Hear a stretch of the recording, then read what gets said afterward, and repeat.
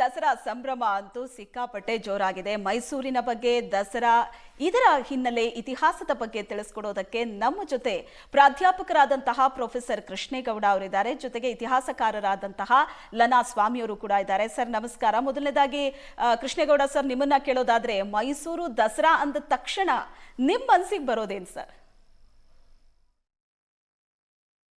ದಸರಾ ಒಂದು ಧಾರ್ಮಿಕ ಆಚರಣೆಯೂ ಹೌದು, ಒಂದು ಸಾಂಸ್ಕೃತಿಕ ಹಬ್ಬವೂ ಹೌದು.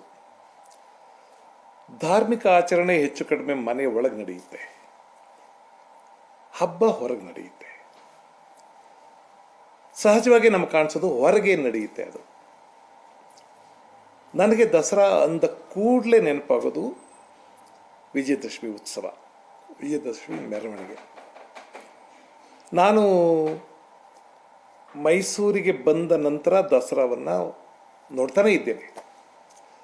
ಅಲ್ಲಿಂದ ದಸರಾದಲ್ಲಿ ಆಗಿರುವಂತಹ ಎಲ್ಲ ಬದಲಾವಣೆಗಳು, ಪರಿವರ್ತನೆಗಳು ಇದೆಲ್ಲವನ್ನು ನೋಡ್ತಾ ಇದ್ದೀನಿ. ಆಮೇಲೆ ನಾನು ಆ ವಯಸ್ಸಿನಲ್ಲಿ ದಸರಾ ನೋಡೋದಕ್ಕೂ, ಎಲ್ಲೋ ದಾರಿಯಲ್ಲಿ ನಿಂತ್ಕೊಂಡು ಜನಜಂಗುಳಿಯ ಮಧ್ಯೆ ನಿಂತ್ಕೊಂಡು ದಸರಾ ನೋಡೋದಕ್ಕೂ, ಇವಾಗ ದಸರಾ ನೋಡೋದಕ್ಕೂ ವ್ಯತ್ಯಾಸ ಇದೆ.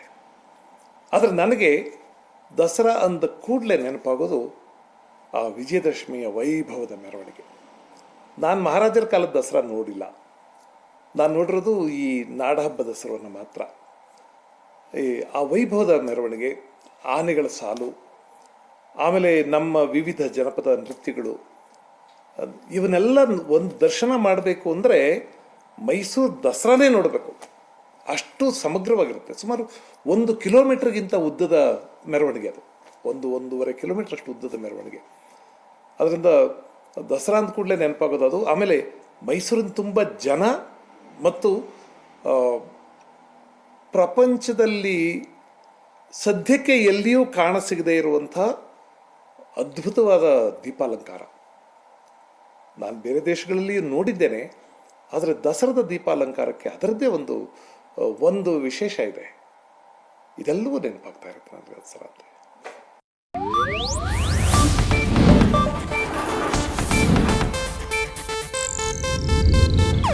ಇದು ಏಷ್ಯಾನೆಟ್ ನ್ಯೂಸ್ ನೆಟ್ವರ್ಕ್ ಪ್ರಸ್ತುತಿ.